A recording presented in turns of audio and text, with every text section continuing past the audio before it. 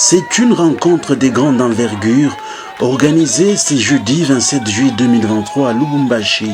L'initiatrice de l'Alliance de force pour le bien-être des Congolais AFBC, Dr Nene Ilunga Nkulu, était face aux dirigeants de la fédération du Haut-Katanga. Certains membres du directoire national ainsi que ceux de fédération du Lualaba et Olumami y ont été associés. Dans son mode de circonstance, le président exécutif provincial de l'AFBC au Katanga, Delphin Ngoy Kikanka, a souhaité la bienvenue à l'initiatrice ainsi qu'à toute sa délégation. Il a rassuré que le parti reste une fierté dans la défense de l'idéologie kabiliste. C'est une joie pour nous, membres de la fédération du Haut-Katanga, de vous recevoir aujourd'hui, tout en vous souhaitant la bienvenue au sein de la fédération du Haut-Katanga. Nous, AFBC, Haut-Katanga, nous, nénénistes, Haut-Katanga, nous, kabilistes, au vrai sens du mot, nous, membres de l'AFBC, les véritables et l'unique parti qui défend valablement l'autorité morale du FCC Joseph Kabila. Un parti né dans une phase de résistance.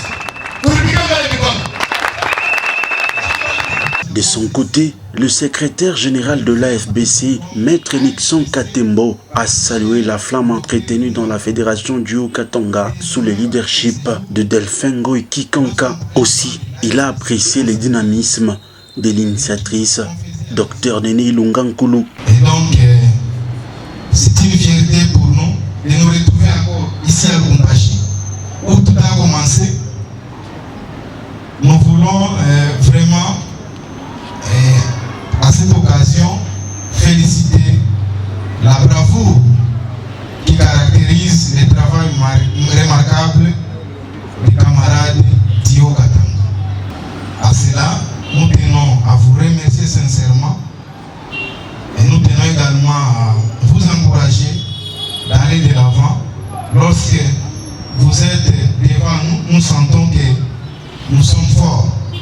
Devant les responsables du parti et sympathisants de l'AFBC, Dr Nene Ilunga Nkulu a peint le tableau sombre de la situation de la RDC, de l'économie à la sécurité en passant par les sociales. Rien n'est marché selon son constat. Jusqu'à quand? Jusqu'à quand on va continuer à tolérer ça? Nous, la FBC, nous prenons le bien-être des Congolais. Et pour le bien-être des Congolais, nous sommes intransigeants. Nous allons nous battre jusqu'au bout. Ne soyez pas intimidés. Derrière Joseph Kabila Kabange, on a accompagné à Nîmes. Il a laissé le pays à un niveau. M23, ça n'existait pas en 2018. Aujourd'hui, nous avons un pays en lambeaux. À cette même occasion, la position de l'AFBC, parti membre du FCC, face au processus électoral a été évoquée. L'impératif d'une CENI recomposée et la réforme de la Cour constitutionnelle demeurent comme préalable.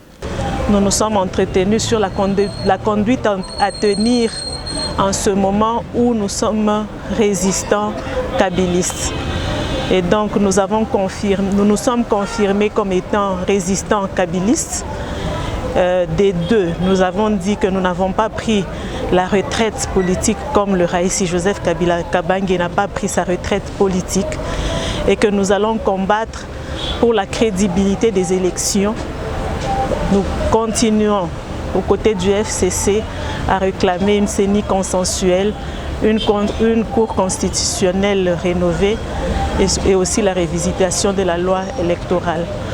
Ensuite, nous allons nous introduire dans le processus électoral et nous sommes sûrs de gagner avec nos bases. Dr Nene Ilunga Nkulu a bouclé cette rencontre par un réarmement moral des hauts cadres de l'AFBC face aux enjeux de l'heure.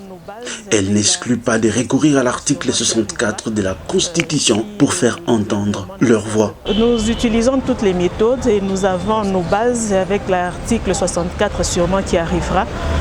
Si le gouvernement n'accepte pas, nous allons faire intervenir nos bases pour réclamer les droits de la population. C'est dans une ambiance électrique que l'initiatrice de l'AFBC a pris congé de ses collaborateurs ainsi que membres du parti.